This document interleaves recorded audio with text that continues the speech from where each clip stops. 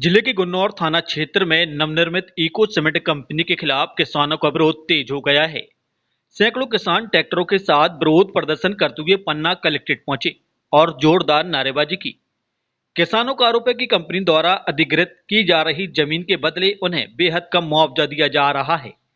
जहां कंपनी ने 4 लाख रुपए प्रति एकड़ मुआवजा तय करने की घोषणा की है, वहीं 1 करोड़ रुपए प्रति एकड़ की दर से मुआवजा देने की मांग कर रहे हैं। बाइट महेश चौधरी, महामंत्री। कि इको सीमेंट फैक्ट्री के नाम से किसानों को डराया धमकाया जा रहा है, ज्ञापन उनको नोटिस दिए जा रहे हैं। ये नोटिस अशासकीय है, कंपनी को अधिकार नहीं है। फिर भी यहाँ के बैठे हुए कलेक्टर, सरकारी अधिकारी सारे चुपचाप बैठे हुए हैं। यहाँ जिले में जालसाजी हो रही है, किसानों को धमकाया जा रहा है। वास्तव में जो फर्जी काम कर रहे हैं बाहर से आके लोग, उन्हें गिरफ्तार करना चाहिए, उन पर कानूनी कार्रवाई करना चाहिए, उन पर FIR दर्ज करना चाहिए। जो छोटी मोटी नहरें हैं, जो जंगल के अंदर है, किसान के वहाँ जाना, पंप चलाना कठिन है, उनका पानी, उसका पानी नहरों में छोड़ा जाए ताकि किसान ठीक सिंचाई कर सके।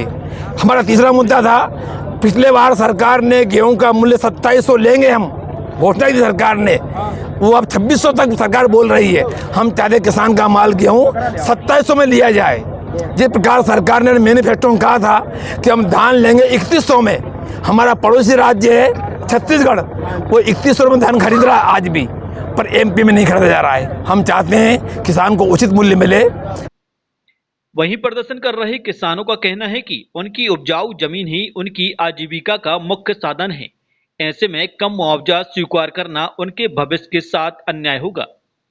किसान जो जनक्रोश रैली निकाली गई है, इको सीमेंट के निरस्त करने के लिए निकाली गई है, जो फर्जी तरीके से हमारे मानगंज गुन्नौर तहसील के अंतर्गत 12 से 14 गाँव हैं, जहाँ पर उन्होंने नोटिस दिए हैं और अपनी लीज सेंशन के लिए वो कई बार वायरल कर रहे हैं। उसी के निरस्त कराने के लिए है, उन पर FIR कराने के जो फर्जी तरीके से नोटिस दिए गए हैं, तो पूर्णतः इसमें इको सीमेंट फैक्ट्री को निरस्त किया जाए। इसमें जो भी संलिप्त लोग हैं तो उन्हीं के खिलाफ अपन मोतीलाल गोयल जी का सुन रहे हैं, उनका है। तो इको सीमेंट फैक्ट्री नष्ट करने के लिए और क्षेत्रीय समस्याओं की मांगों के लिए, जो कई साल से तालाब अधूरे पड़े हैं, नहरें टूटी हुई पड़ी हैं, सरकार ने जो वादा किया था चुनावी वाचन पत्र में कि 2700 का गेहूं, 3100 की धान और 25,000 रुपये में ट्रांसफार्मर, जो आज तक पूरा नहीं किया गया है। कुछ समय पूर्व भी इको सीमेंट का लगातार विरोध हुआ था, महेबा में भूमि पूजन किया गया था। अभी हम लोगों ने गुन्नौर में जाके ज्ञापन दिया है, पर शासन प्रशासन की मंशा पता नहीं चलती है ना, जनप्रतिनिधियों की चलती है कि एक वोट से उनको जीतना है कि किसानों की वोट से जीतना है, कि मोतीलाल गोयल की वोट से जीतना है कि यहाँ की किसानों की, जिस समझ में नहीं आ रहा है। ना आज तक इसका जवाब दे रहा है हमने, जबकि 10 दिन का अल्टीमेटम दिया था, ना तो कोई फोन आया है। इसमें बहुत बड़ा तंत्र शामिल है। इसके साथ ही किसानों ने गेहूं का समर्थन मूल्य 2600 रुपये प्रति क्विंटल निर्धारित करने की मांग उठाई है और इको कंपनी का विरोध कर रहे हैं। आज हमारी जो भौतिक यहाँ चीज़ें, किसानों की मूल समस्याएं हैं, तो उनसे रोज हम देख रहे हैं कि किसान रूबरू हो रहा है। और कहीं ना कहीं पन्ना, जो कि 2 चीज़ों के लिए विश्वविख्यात है, एक तो हीरा और दूसरा हमारे टाइगर। ये दोनों चीज़ें ऐसी हैं कि ये जो उत्खनन हो रहा है, ये नहीं होना चाहिए। जब पन्ना इतना बड़ा ग्रीन बेल्ट है, टाइगर रिजर्व है, तो इसके आसपास कोई सीमेंट फैक्ट्री होनी नहीं चाहिए।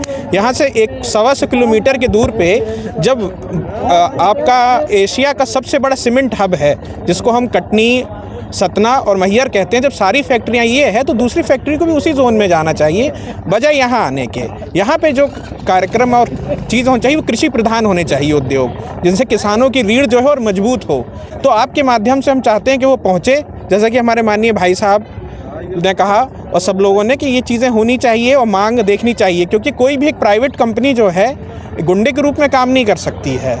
शासन की बात अलग है, जैसे, तो हमें ये ध्यान देना है कि कहीं ना जो भी चीज़ें हो रही हैं, इन पे हम ध्यान दें, किसानों को उनके हक मिलें, उनसे जमीनें छीनी ना जाएं, और उनको अगर कोई मुआवजा दिया भी जा रहा है तो उसकी एक समिति बने और उसमें एक सम्मानजनक उन्हें राशि मिले, जिससे कि उनका भरण पोषण हो। स्थिति को देखते हुए मौके पर भारी पुलिस बल और प्रशासनिक अधिकारी तैनात रहे। फिलहाल प्रशासन ने किसानों का ज्ञापन लेकर उनकी मांगों पर विचार करने का आश्वासन दिया है। किसान संघ महाकोषक प्रांत जिला पन्ना के माननीय किसानों की ओर से ज्ञापन दिया गया है और पदाधिकारी हैं सभी को सम्मानित करने के लिए नाम सजावन समस्याओं किसानों की जो समस्याएं हैं जो ज्ञापन है लोकल स्तर की जो समस्याएं हैं